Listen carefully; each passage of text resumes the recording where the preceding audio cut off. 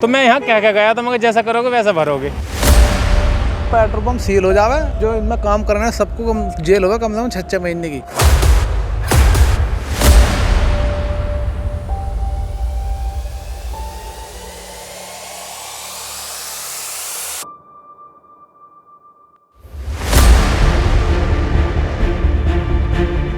जब हम शिकायत करते ना तो सर अंदर ये सारे खो जाते हैं, उनका हम पुलिस को बुला रहे और हम पे उल्टी कार्रवाई करते हैं। जो पेट्रोल पंप है उनको अभी सील किया गया।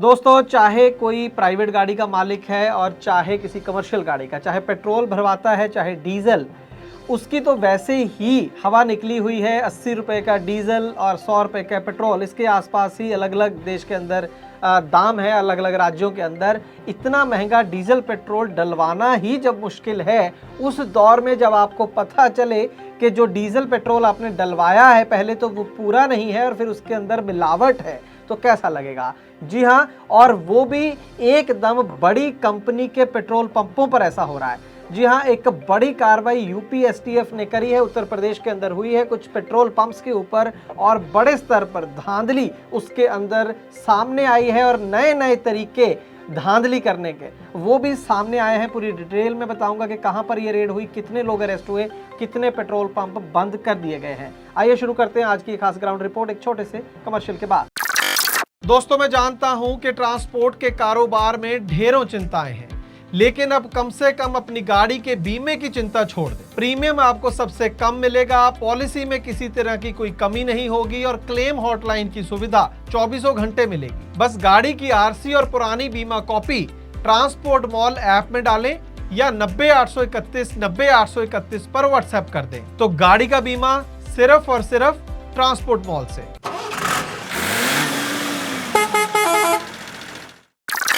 ट्रांसपोर्ट टीवी पर आपका स्वागत है दोस्तों, मैं हूं मनिंदर सिंह और आप देख रहे हैं ग्राउंड रिपोर्ट। दोस्तों, जैसे कि मैंने बताया कि कार्रवाई उत्तर प्रदेश में हुई है। उत्तर प्रदेश के अंदर ये एक ज्वाइंट ऑपरेशन था, सप्लाई डिपार्टमेंट का, डिस्ट्रिक्ट एडमिनिस्ट्रेशन का और एक स्पेशल टास्क फोर्स इसी काम के लिए बनाई गई, उनका ज्वाइंट ऑपरेशन था। कुल 10 जो खबरें आई हैं मीडिया के अंदर छपी हैं, उसमें 10 पेट्रोल पंप पर ये रेड हुई, ज्वाइंट ऑपरेशन हुआ और उसमें से 5 जो पेट्रोल पंप हैं वो गलत पाए गए हैं, उनको सील कर दिया गया है। और ये सारे के सारे जो पेट्रोल पंप हैं वो नायरा कंपनी के हैं।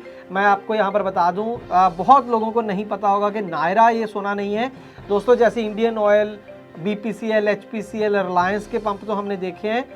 देश में कई जगह पर नायरा कंपनी के पंप आ चुके हैं और ये कुछ छोटी मोटी कंपनी नहीं है, बहुत ही बड़ी अंतर्राष्ट्रीय कंपनी रोजनेफ्ट, ये रशियन कंपनी है, रूस की कंपनी, उसका मेजर शेयर है और कुछ और लोग इसमें शामिल हैं। उन्होंने भारत में ये पेट्रोल पंप्स का जाल बिछा रहे हैं और जो इनकी वेबसाइट कहती है उसके मुताबिक 6000 पेट्रोल पंप ऑलरेडी इनके पास है और यूपी में भी अच्छा खासा नेटवर्क है। और इन पर जो इनके 5 पेट्रोल पंप जो हैं वो जो डीलरशिप आगे देती है कंपनी, तो 5 डीलर इसमें या उनका जो स्टाफ है वो लिप्त पाए गए हैं इस घटतौली में। जो शब्द यूज़ होता है घटतौली, माफ़ कीजिए मैंने भी पहली बार सुना है घटतौली, और इसका मतलब है घटतौली, कम तोलना यानी कि, तो उसको घटतौली करके जो फ्रॉड होता है, चाहे किसी भी चीज़ में उसे घटतौली बोला जाता है, तो उसका ये फ्रॉड है जो कि बहुत कॉमन है भारत में। मुझे लग रहा है जब से पेट्रोल डीजल बिकता है तब से ये धांधलियाँ होती हैं। 2 तरह की धांधली सीधी सीधी होती है कि जहाँ तो उसमें कोई मिट्टी का तेल या कुछ और मिला दिया जाता है, कोई केमिकल मिला दिया जाता है,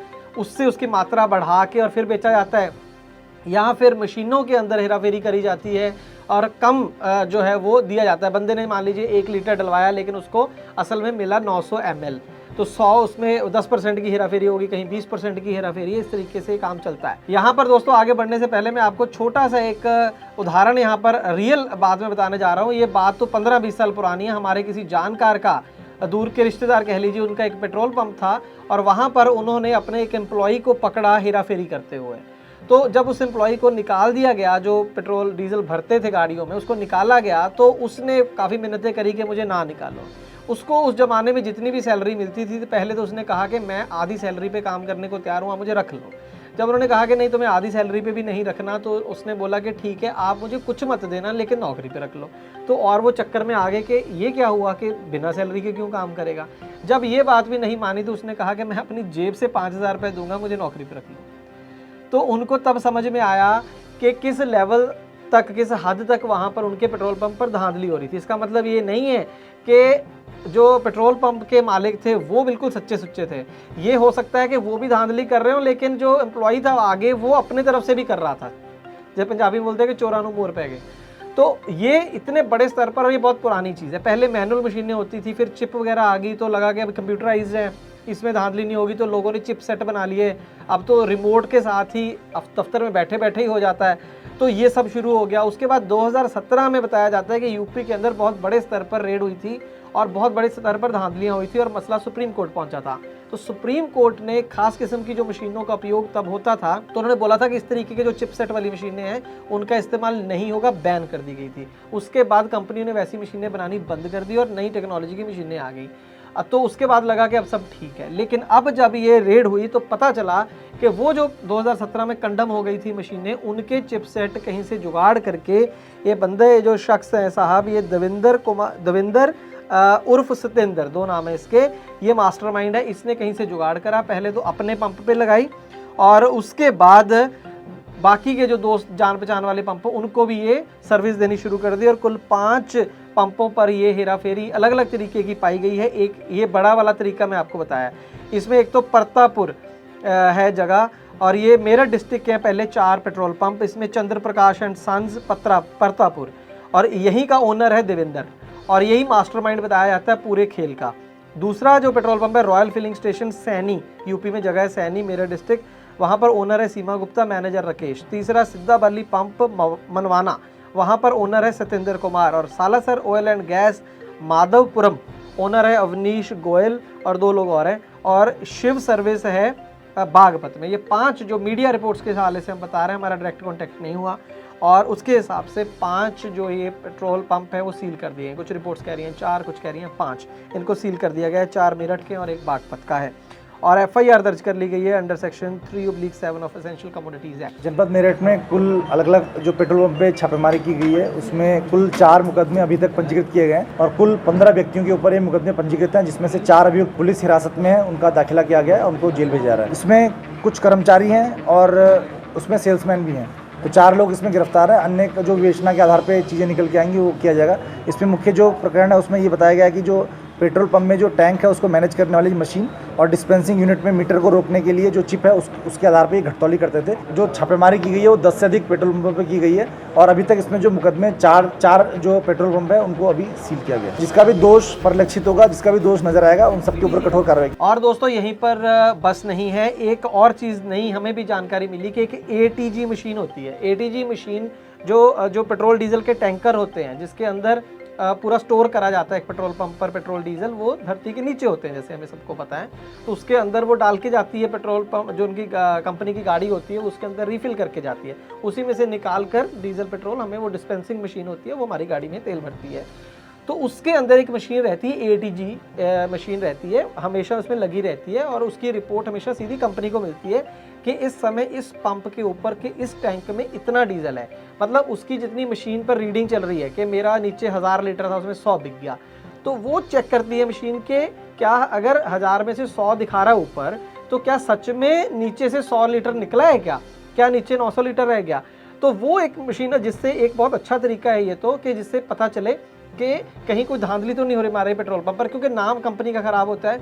और कई बार होता क्या है कि सिर्फ डीलर गड़बड़ कर रहा है या एम्प्लॉई कर रहा है उनका, या फिर कुछ नीचे लेवल के जो ऑफिसर हैं जो वहाँ पर उनका काम है इंस्पेक्शन वगैरह करना, वो भी साथ में मिले होते हैं, लेकिन ओवरऑल ब्रांड जो है वो कंपनी का ख़राब हो जाता है। तो इन लोगों ने उसको भी बीट कर दिया, उस सिस्टम का भी तोड़ निकाल लिया। पता चला कि वो जो ATG मशीन टैंक में डालनी थी वो एक नकली टैंक बनाया गया, उसमें वो मशीन डाली हुई थी।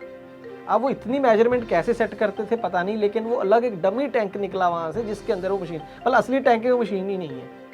तो ये चीज़ तो अगर वहाँ पर जो कंपनी के लोग आते थे, चाहे जो भी रीजनल मैनेजर या जो भी, उनको पता होना चाहिए था, ये तो उनका काम था। इसीलिए अब वहाँ पर कुछ पॉलिटिकल पार्टीज़ भी हैं जो ये मांग कर रही हैं कि इसके अंदर जो रीजनल मैनेजर है नायरा कंपनी के वो भी शामिल हैं, उनको भी हिरासत में लिया जाए। लेकिन अभी तक जो ज़्यादातर लोगों को हिरासत में लिया गया, यहाँ पर मैं बता दूँ 15 लोगों को नामजद किया गया, जिसमें से 10 लोगों को हिरासत में लिया गया जो कि इन पेट्रोल पंपों के या तो मालिक हैं या एम्प्लॉइज़ हैं, 5 लोग फरार बताए जा रहे हैं।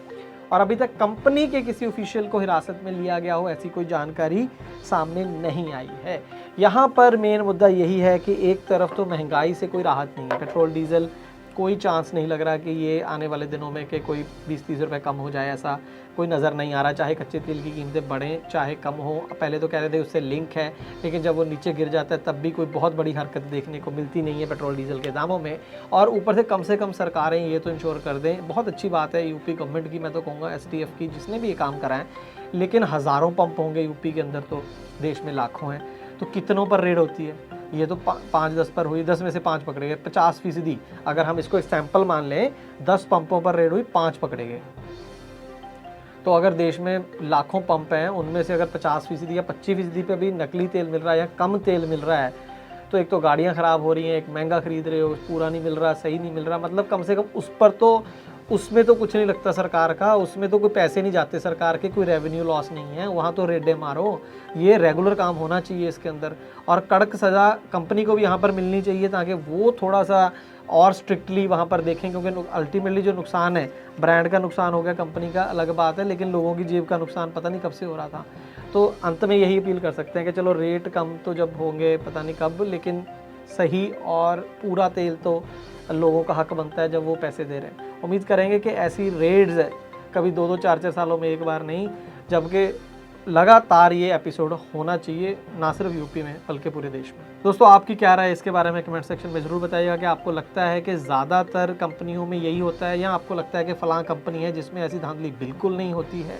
आपकी क्या परसेप्शन, आप कौन सी कंपनी से तेल डलवाना पसंद करते हैं, और आपको क्यों लगता है कि वहाँ पर तेल बिल्कुल सही मिलता है? कोई ऐसा मापदंड है आपके पास? कुछ ऐसा हो दिलचस्प या अच्छी जानकारी तो कमेंट सेक्शन में ज़रूर बताइएगा। ट्रांसपोर्ट टीवी का काम अगर अच्छा लगता है तो फिर इसे सब्सक्राइब कीजिए, लाइक कीजिए, वीडियोस को ज़्यादा से ज़्यादा शेयर कर दीजिए। ट्रांसपोर्ट टीवी देखने के लिए बहुत बहुत शुक्रिया। आपकी गाड़ी खाली नहीं हो रही और आपको हॉल्टिंग चार्ज भी नहीं दिया जा रहा, या फिर आपसे डाले की मांग हो रही है, या फिर आपको भाड़ा ही नहीं दिया जा रहा, RTO और टोल अधिकारी आपको GVW पर 5% की छूट नहीं दे रहे, या फिर आपका फाइनेंसर गलत तरीके से आपकी गाड़ी पकड़ कर ले गया। अगर आपको ऐसी कोई भी समस्या आ रही है तो आप हमसे हेल्पलाइन के ऊपर संपर्क कर सकते हैं, जिसके लिए आपको डाउनलोड करनी होगी ट्रांसपोर्ट मॉल ऐप।